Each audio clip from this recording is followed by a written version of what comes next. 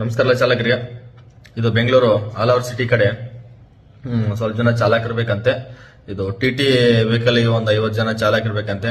ಒಂದ್ pickup 1 ಡ್ರಾಪ್ಗೆ 19,500 salary ಕೊಡ್ತಾರಂತೆ. ಆಮೇಲೆ 2 ಪಿಕಪ್ 2 ಡ್ರಾಪ್ಗೆ 25,000 ಸ್ಯಾಲರಿ ಕೊಡ್ತಾರಂತೆ. ಆಮೇಲೆ ಅದೇ ರೀತಿಯಾಗಿ ಬಸ್ ಚಾಲಕರಿಗೆ ಒಂದು 50 ಜನ ಚಾಲಕರಿರ್ಬೇಕಂತೆ. 1 ರಿಂದ 5 ವರ್ಷ ಹೆವಿ ಡಿಎಲ್ ಆದವರಿಗೆ 1 ಪಿಕಪ್ 1 ಡ್ರಾಪ್ ಇರುತ್ತಂತೆ. ಅವ್ರಿಗೆ 18,500 ಸ್ಯಾಲರಿ ಕೊಡ್ತಾರಂತೆ. ಆಮೇಲೆ 5 ರಿಂದ 10 ವರ್ಷ ಒಳಗಡೆ ಹೆವಿ ಡಿಎಲ್ ಇತ್ತಂದ್ರೆ ಅವರಿಗೆ 1 ಪಿಕಪ್ 1 ಡ್ರಾಪ್ಗೆ 20,000 ಸ್ಯಾಲರಿ ಕೊಡ್ತಾರೆ.